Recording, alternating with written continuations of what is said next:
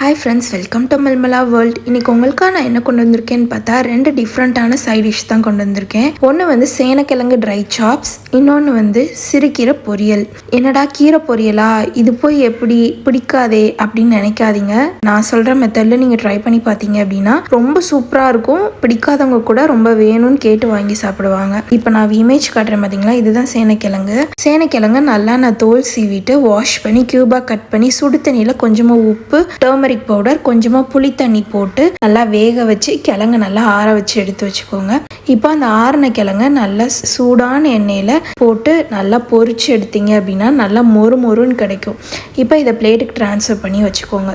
இப்போ ஒரு கடாயில் 2 டேபிள் ஸ்பூன் தேங்காய் எண்ணெய் ஊற்றி எண்ணெய் நல்லா ஹீட் ஆனதுக்கப்புறம் 1 டேபிள் ஸ்பூன் கடுகு உளுந்து போட்டு நல்லா பொரிஞ்சதுக்கப்புறம் ஒரு பெரிய வெங்காயத்தை ஃபைனாக சாப் பண்ணி வச்சுருக்கேன். அதையும் போட்டு லைட்டாக சாட்டே பண்ணி கோல்டன் ப்ரௌன் ஆனதுக்கப்புறம் ஒரு தக்காளியை லைட்டாக வதக்கி விட்டுக்கோங்க.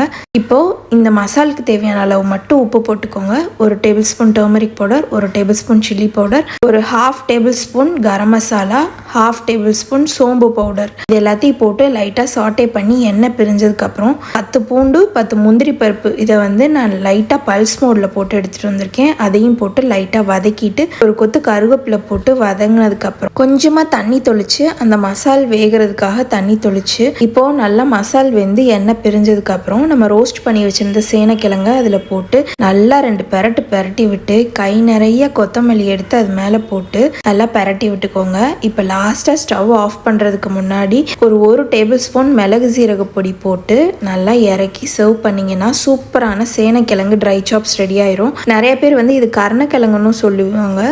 உங்கள் ஊரில் எப்படி சொல்லுவாங்கன்றதை கீழே கமெண்ட் பண்ணுங்கள். கண்டிப்பாக இந்த ரெசிபியை ட்ரை பண்ணி பாருங்கள். வாங்க இப்போ கீரை பொரியல் எப்படி செய்யலான்னு பார்க்கலாம். அதுக்கு ஒரு கடாயில் 1 டேபிள் ஸ்பூன் கடலெண்ணெய் ஊற்றி எண்ணெய் நல்லா ஹீட் ஆனதுக்கப்புறம் கடுகு உளுந்து போட்டு நல்லா பொரிஞ்சதுக்கப்புறம் ஒரு 4லேருந்து 5 வத்தல் போட்டுக்கோங்க. காரத்துக்கு தகுந்த மாதிரி வத்தல் லைட்டாக கலர் மாறினோடனையும் ஒரு பெரிய வெங்காயத்தை ஃபைனாக சாப் பண்ணி வச்சுருக்கேன். அதையும் போட்டு லைட்டாக வெங்காயம் வதங்கினா போதும், ரொம்ப வதங்கணும்னு அவசியம் இல்லை. இப்போ நான் ஒரு கட்டு கீரையை நல்லா க்ளீன் பண்ணி வாஷ் பண்ணி எடுத்திருக்கேன். அதையும் போட்டு லைட்டாக சாட்டே பண்ணிக்கோங்க. எப்போவுமே கீரை வந்து நீங்கள் க்ளீன் பண்ணும்போது ரொம்ப கவனமாக க்ளீன் பண்ணுங்கள், நிறைய பூச்சி அந்த மாதிரிலாம் இருக்கும். இப்போ கீரைக்கு தேவையான சால்ட்டு, ஒரு 1/2 டேபிள் ஸ்பூன் டர்மரிக் பவுடர் போட்டு லைட்டாக பரட்டி விடுங்க. கீரையில் இருக்க தண்ணியே போதும் அது வேகிறதுக்கு. லைட்டாக தண்ணி வற்றினதுக்கப்புறம் கை நிறைய தேங்காய் பூ போட்டு நல்லா 2 பரட்டிட்டு ஸ்டவ் ஆஃப் பண்ணி இந்த கருணக்கிழங்கு சாப்ஸும் இந்த கீரை பொரியலையும் வச்சு தயிர் சாதத்தோடு சாப்பிட்டு பாருங்கள். ரொம்ப ரொம்ப சூப்பராக இருக்கும்.